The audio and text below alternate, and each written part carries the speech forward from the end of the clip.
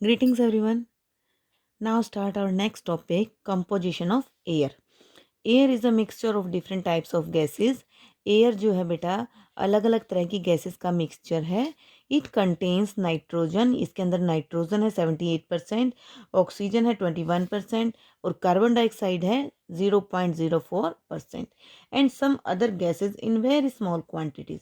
और बाकी जो अदर दूसरी गैसेस हैं बहुत छोटी क्वांटिटी में होती हैं. All living things need oxygen for respiration. सभी जीवित वस्तुओं के लिए ऑक्सीजन जो है बहुत ज़रूरी है क्योंकि वो सांस लेंगे.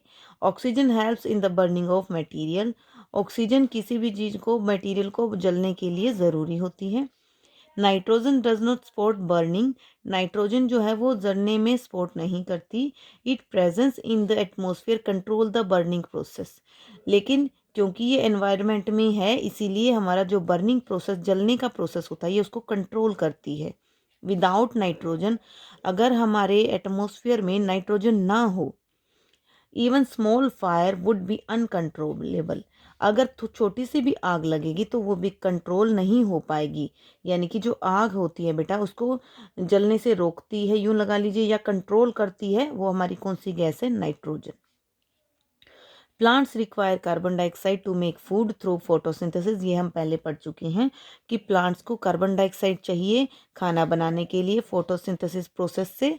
Carbon dioxide is use to put out fire. Carbon dioxide is use, ये यूज होती है फायर को अलग करने के लिए. Other gases in the atmosphere includes hydrogen. ये और दूसरी गैसेस है जो वातावरण में होती हैं बेटा, एटमॉस्फेयर में होती हैं हमारे. Hydrogen, argon, water vapour, ozone and methane. Argon is a colourless. Argon gas जो है वो कलरलेस होती है और ओडरलेस, इसमें से कोई स्मेल भी नहीं होती. It is use in making light bulb and tube lights. ठीक है, तो जो हमारी लाइट बल्ब और ट्यूब लाइट्स होती हैं उसके अंदर ये गैस होती है आर्गन. याद रखना ये चीज़. उसके बाद है properties of air. Air occupy space. Air जो है स्पेस लेती है. If you take a balloon and blow in air into it. अगर आप एक बैलून लें और उसके अंदर हवा भरें, यू विल ऑब्जर्व, आप देखेंगे that the size of the balloon increase, कि वो बैलून का साइज इंक्रीज हो गया है. This is because air occupy space. ये इसलिए होता है क्योंकि हवा जगह लेती है. Cycle tubes, vehicle tyres and footballs have air field inside. आपको पता है साइकिल ट्यूब, व्हीकल टायर्स और जो फुटबॉल है उसके अंदर एयर होती है, इसीलिए वो उनका साइज इंक्रीज हो जाता है. Air has weight. एयर का वेट भी होता है. Weight a deflated balloon first. एक जिसमें हवा नहीं होती, खाली बैलून होता है, उसको आप वेट कीजिए. And then weight it again after inflating it. यानी उसके बाद उसके अंदर हवा भरिए और फिर उसका वेट कीजिए. If you will find that the balloon weight more than it is inflated. मतलब जो जिसमें आपने हवा भरी है उसमें ज़्यादा वजन होगा बजाय कि जो एक खाली बैलून था. इसका मतलब जो वजन है वो किसकी वजह से हुआ? उस हवा की वजह से हुआ. This shows that air has wait. यह बताता है कि हवा में वजन होता है. Air expert exerts pressure. यानी एयर में प्रेशर होता है. Air has wait. हवा में वेट होता है. The weight of air exerts a force an object. और वही वेट उस हवा जो है वो किसी भी ऑब्जेक्ट पर फोर्स लगाती है. This is called air pressure. वो क्या कहलाता है? Air pressure.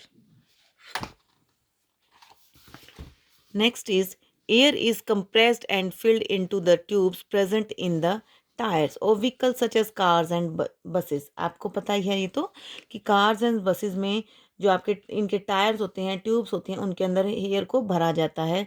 This compressed air exerts pressure and can bear the weight of these vehicles. वो हवा जो होती है उसके अंदर जो हवा भरती है वो प्रेशर क्रिएट करती है जिसकी वजह से वो इतने बड़े बड़े व्हीकल्स का वजन भी सहन कर लेते हैं. अ football that is completely filled with air.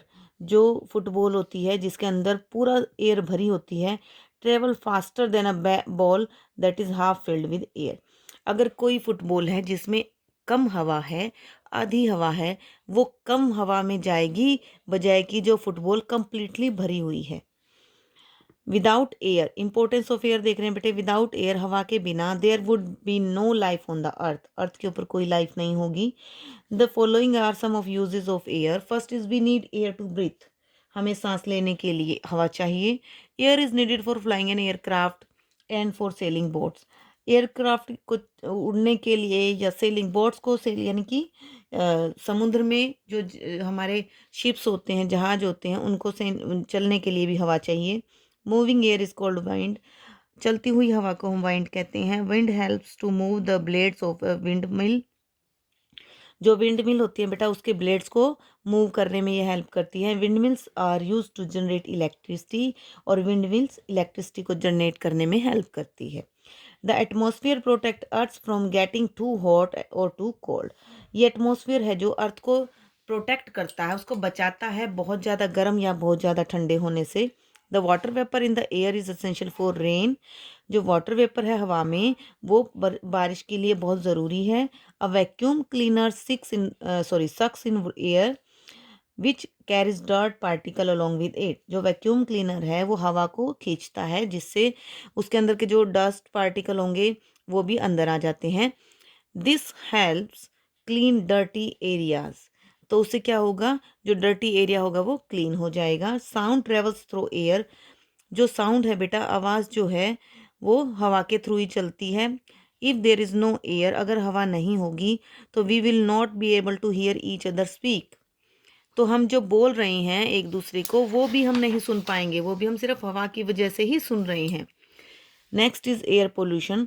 Smoke and poisonous gas from factories and gases emitted by vehicle pollute air. जो स्मोक है बेटा, धुआं है, जहरीली गैसेज हैं जो फैक्ट्री से निकल रही हैं या व्हीकल से निकल रही हैं, वो हमारे एरिया को क्या कर रही हैं, पोल्यूट कर रही हैं। The following steps can be taken to control our air pollution. ये स्टेप लेने चाहिए ताकि एयर पोल्यूशन को रोका जा सके। Getting out vehicle serviced regularly. अपने व्हीकल को रेगुलरली उसकी सर्विस करवानी चाहिए। प्लांटिंग मोर ट्रीज, ज़्यादा से ज़्यादा ट्री लगाने चाहिए। Using solar energy for cooking to run vehicles and so on.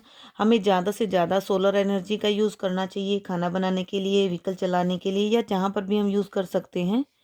Keeping factories that let out harmful gases for away from residential area. और जो फैक्ट्रीज होती हैं जो हार्मफुल गैसेज प्रोड्यूस करती हैं बेटा, उनको हम जहाँ रहते हैं उस एरिया से दूर रखना चाहिए। Constantly inhaling polluted air affects the lungs.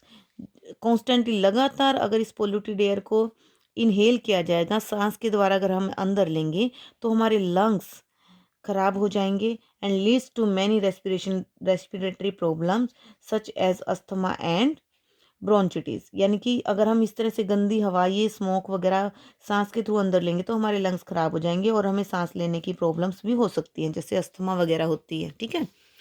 Hence, it is our duty to keep air pure and fresh by not polluting it. इसीलिए ये हमारी ड्यूटी बनती है कि हम अपनी हवा को प्योर रखें और फ्रेश रखें। और वो कैसे रख सकते हैं कि इसको हम पोल्यूट ना करें। ओके बेटा, तो यहाँ पर आपका चैप्टर कंप्लीट हो गया।